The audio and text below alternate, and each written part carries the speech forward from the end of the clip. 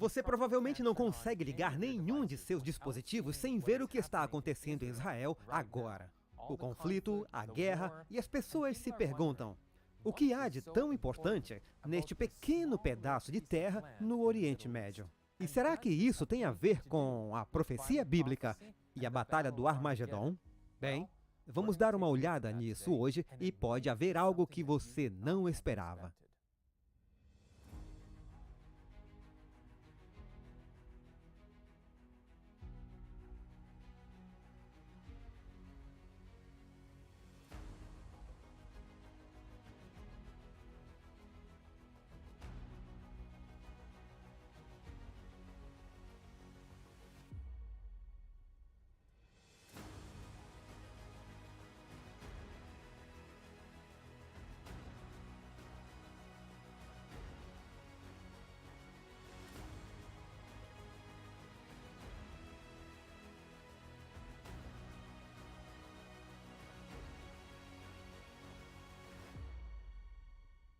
Agora, antes de respondermos a pergunta se isso nos afeta agora no fim da profecia bíblica, temos que ir para o início da história. E a história começa com um homem chamado Abraão. Foi prometido a Abraão esta terra chamada Canaã. E a Bíblia diz, Deus diz a ele que a sua semente seria numerosa como a areia do mar. Agora, Abraão estava questionando, porque a sua esposa Sara já estava velha demais para ter um filho. Então a própria Sara recomendou, por que você não possui uma das servas e tem um filho com ela? Então ele acabou fazendo isso, e o nome desse filho se chamava Ismael. Só depois o filho original que Deus prometeu de Sara veio e seu nome era Isaque. Então temos Ismael e Isaque, esses dois irmãos, e por quase toda a eternidade, esses dois irmãos estiveram em guerra. E até mesmo seus descendentes estavam em guerra porque ambos acreditavam que a herança desta terra era deles. Porque ambos eram descendentes de Abraão, como eram de fato. Então, como isso nos afeta agora? Para continuar a história, vamos para o livro de Juízes. Então, em Juízes 6, versículos 3 e 4, diz o seguinte: porque sucedia que, semeando Israel, os midianitas e os amalequitas e também os do Oriente contra ele subiam. E punham-se contra ele em campo, e destruíam os frutos da terra até chegarem a Gaza, e não deixavam mantimento em Israel, nem ovelhas, nem bois, nem jumentos. E vemos algo muito parecido com isso hoje em Gaza. Então, quando olhamos para esse verso, ele chama essas pessoas, os midianitas e os amalequitas, os filhos do Oriente. Agora, quem são esses filhos do Oriente? Vamos a Juízes capítulo 8. A partir do verso 23. E Gideão disse-lhes, não reinarei sobre vocês, nem meu filho reinará sobre vocês. O Senhor reinará sobre vocês. E Gideão prosseguiu, só faço a vocês um pedido, que me desse cada homem os brincos da sua presa, pois eles tinham brincos de ouro, porque eram ismaelitas. Então vemos aqui que esses filhos do Oriente são ismaelitas ou descendentes de Ismael, que era um filho de Abraão. Então, essas pessoas do Oriente terão algo para fazer no final da história na profecia bíblica? Bem, vamos prosseguir. Gênesis 16, verso 12. E ele será um homem selvagem, sua mão será contra todos os homens, e a mão de todos os homens contra ele, e ele habitará na presença de todos os seus irmãos. E vemos exatamente isso com os descendentes de Ismael, que se tornaram os maometanos, ou o Império Otomano, ou o Islã moderno. Então, vemos que eles estão contra todos os homens, e a mão de todos os homens está contra eles. E também diz que eles vivem na presença de seus irmãos. Então, temos essas duas linhas, os ismaelitas e Isaque, que se torna Israel. E vemos isso agora em Israel, porque eles estão morando na mesma área e estão lutando por essa mesma área. Então, agora vamos voltar para Juízes 8 e diz o seguinte no versículo 5. Disse ele aos homens de Sucote: peço a vocês um pouco de pão para as minhas tropas. Os homens estão cansados, e eu ainda estou perseguindo Zeba e Zalmuna, reis de Midian. Então, o que vemos neste verso é que os filhos do Oriente têm reis sobre eles. Então, vamos voltar 2 capítulos para obter um pouco mais de informação.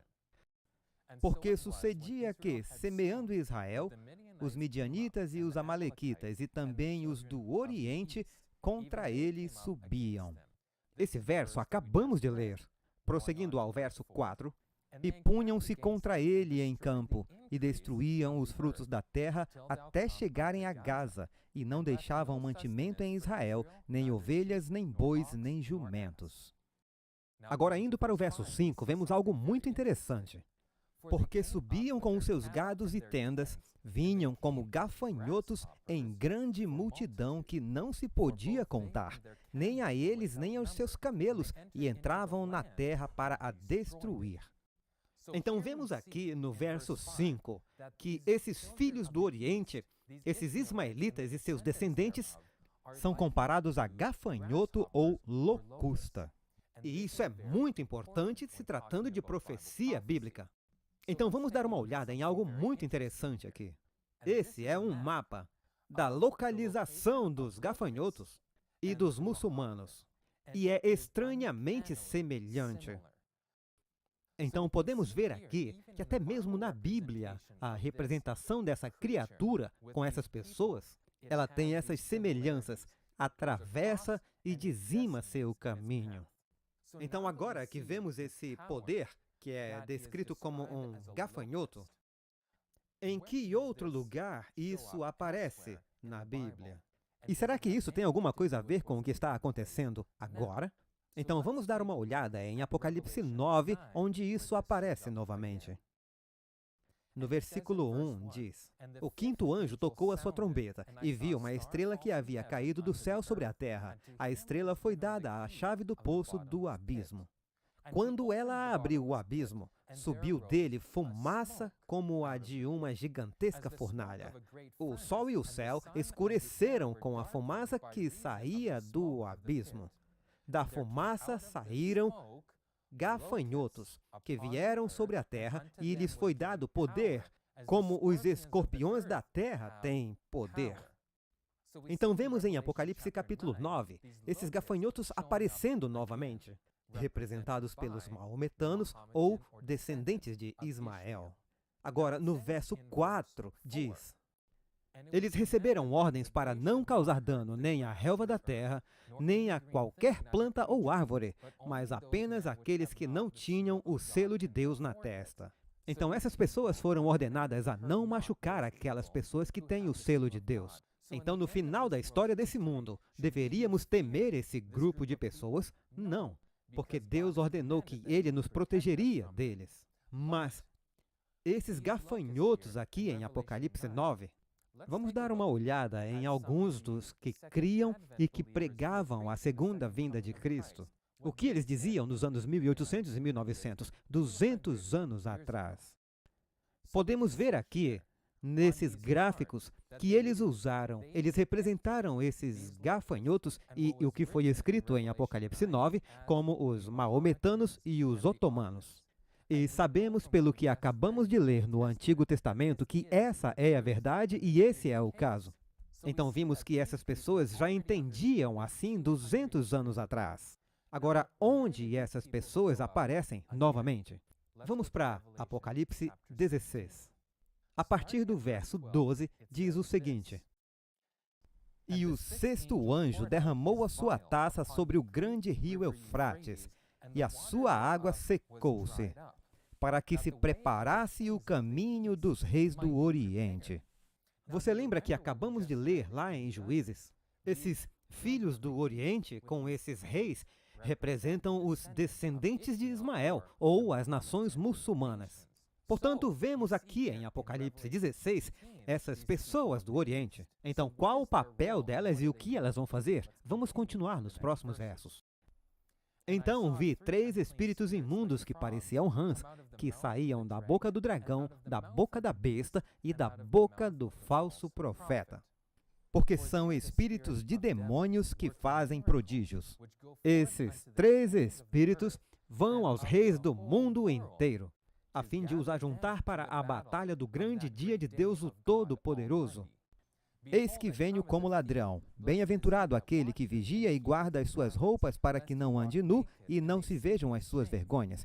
E os congregaram no lugar que em hebraico se chama Armagedon.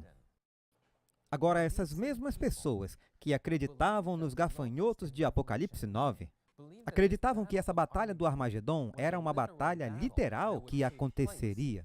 Então vamos dar uma olhada em algumas das referências que falam sobre isso. Manuscript Releases, volume 1, página 145, diz o seguinte: 4 poderosos anjos retêm os poderes desta terra até que os servos de Deus sejam selados em suas testas. Então, quando olhamos para esses 4 ventos que são retidos por esses 4 anjos, é uma referência a quê? Bem, isso está se referindo a Apocalipse capítulo 7, falando sobre os servos de Deus e os 144 mil, e que esses ventos seriam retidos até depois do selamento dos 144 mil. Então sabemos que isso é algo que acontecerá perto do fim da história deste mundo. Mas vamos em frente. As nações do mundo estão ansiosas por conflitos, mas são mantidas sob controle pelos anjos. Quando este poder restritivo for removido, chegará um tempo de dificuldade e angústia. Instrumentos mortais de guerra serão inventados. Navios com cargas vivas serão sepultados nas profundezas. Todos os que não têm o Espírito da Verdade unir-se-ão sob a liderança de agências satânicas. Mas elas devem ser mantidas sob controle até que chegue o tempo da grande batalha do Armagedon. Então aqui vemos o que está escrito, que há uma batalha literal onde grandes instrumentos de guerra serão usados, e isto é o que é representado pela contenção dos 4 ventos. Essa batalha não aconteceu porque Deus ainda não soltou esses ventos para a terra. Vamos para outra referência em um livro chamado Daniel e Apocalipse. Os reis do Oriente, as nacionalidades, os poderes e os reinos que se encontram a leste da Palestina terão um papel importante na questão. Pois Joel diz a respeito dessa cena: despertem os pagãos e subam ao vale de Josafá. Os milhões de muçulmanos da Pérsia, Afeganistão, Turquistão e Índia correrão para o campo da conquista em nome de sua religião. Portanto, vemos aqui que essa batalha acontecerá neste local com essas pessoas chamadas de povo do leste ou muçulmanos. Agora, quando falamos sobre Apocalipse 16 e as pragas, precisamos entender algo muito importante, que é o contexto de Apocalipse 16 e a quem isso se aplica. Portanto, vamos voltar ao versículo 1. Então ouvi uma voz que vinha do santuário e dizia aos 7 anjos: vão derramar sobre a terra as 7 taças da ira de Deus. Então aqui vemos essas taças ou este cálice cheio do vinho da ira de Deus, que será derramado sobre quem? Vejamos no próximo verso. O primeiro anjo foi e derramou a sua taça pela terra, e abriram-se feridas malignas e dolorosas naqueles que tinham a marca da besta e adoravam a sua imagem. Então essa ira de Deus está caindo sobre o povo com a marca da besta. Então aqui temos essa conexão. Essas pragas são referidas como a ira de Deus e elas vão para a besta e as pessoas que adoram a besta. Agora, o que mais é dito na Bíblia sobre essas pessoas? E é muito interessante. Vamos até Apocalipse 14. Verso 9. Um terceiro anjo os seguiu, dizendo em alta voz. Estamos falando das 3 mensagens angélicas. Se alguém adorar a besta e a sua imagem e receber a sua marca na testa ou na mão, também beberá do vinho da ira de Deus. Mesmas palavras de Apocalipse 16, que foi derramado sem mistura no cálice da sua ira. Será ainda atormentado com enxofre ardente, na presença dos santos anjos e na presença do Cordeiro. E a fumaça do tormento de tais pessoas sobe para todo o sempre, não há descanso dia e noite, para todos os que adoram a besta e a sua imagem e para quem recebe a marca do seu nome. Então vemos a ira de Deus novamente sendo dita nas mensagens dos três anjos. Também vemos algo interessante que é o fogo, o enxofre e a fumaça. Agora, o que são esses símbolos? Então vamos para Apocalipse 13 por um segundo. E quando formos lá, vamos ler o versículo 1 e encontraremos algo interessante. E pus-me sobre a areia do mar e vi subir do mar uma besta que tinha 7 cabeças e 10 chifres. Agora, sabemos pelo estudo da profecia que uma besta representa um reino político. E aqui vemos este mar do qual essa besta surge. Mas como sabemos o que este mar ou este símbolo representa? Bem, vamos para Apocalipse 17, versículo 15. Apocalipse 17, versículo 15 diz: Então o anjo me disse, as águas que você viu, onde está sentada a prostituta, são povos, multidões, nações e línguas. Então aqui vemos que as águas, ou o mar, são representadas pelas multidões de pessoas, nações e línguas. Estes são princípios hermenêuticos bíblicos muito sólidos. E precisamos ser consistentes. Então agora vamos voltar a Apocalipse capítulo 14. Então no capítulo 14, o que é esse fogo, enxofre e fumaça? Encontramos nossa resposta alguns capítulos antes, no capítulo 9, novamente. Então, lendo no verso 17, na minha visão vi os cavalos e seus cavaleiros. Os cavaleiros tinham no peito couraças vermelhas como fogo, azuis como safira e amarelas como enxofre. A cabeça dos cavalos era como cabeça de leão, e da boca deles saía fogo, fumaça e enxofre. Por essas 3 pragas, a terça parte da humanidade foi morta, pelo fogo, pela fumaça e pelo enxofre. Então aqui vemos as nossas definições. Em Apocalipse 14, na mensagem do terceiro anjo, diz que as pessoas que adoram a besta recebem fogo, enxofre e fumaça, que é a ira de Deus. E aqui em Apocalipse 9, acabamos de falar que isso representa os maometanos ou o Império Otomano. E que essa fumaça, fogo e enxofre é o que eles trazem sobre essas pessoas. Agora vamos prosseguir para o verso 20. E o resto dos homens que não foram mortos por essas pragas. Então, essas trombetas, que é do que estamos falando aqui em Apocalipse 8 e 9, são as 7 trombetas, são chamadas de 7 pragas. Agora vamos para Apocalipse 15, versículo 1. E vi outro grande e admirável sinal no céu, 7 anjos que tinham as 7 últimas pragas, porque nelas é consumada a ira de Deus. Então, vemos as 7 primeiras pragas, que era algo histórico. E agora, vemos as 7 últimas pragas. Então, essas pragas são emitidas através deste grupo de pessoas que eram descendentes de Ismael, especificamente no capítulo 9. E vemos a mesma coisa acontecendo nas 7 últimas pragas. Essas pessoas do Oriente. Vamos voltar a Apocalipse 16 para ver o que realmente está dizendo. E o 6º anjo derramou sua taça sobre o grande rio Eufrates, e suas águas secaram para que o caminho dos reis do Oriente pudesse ser preparado. Então, esse caminho dos reis está preparado. E o que eles estão preparados para fazer e para onde eles vão? Vamos ver nos próximos versículos.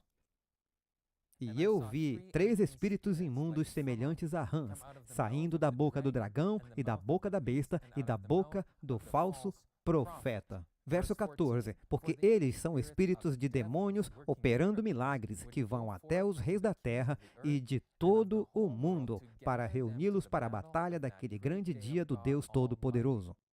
Agora vamos ao verso 16. E ele os reuniu em um lugar chamado, na língua hebraica, Armagedon. Então, esse grupo maometano de pessoas, esse povo islâmico, está indo para se reunir nessa batalha do Armagedon. Essa é a última batalha que acontece na Terra, na história. Agora, eu vou fazer uma pergunta muito interessante, que é a seguinte: qual foi a primeira batalha na história?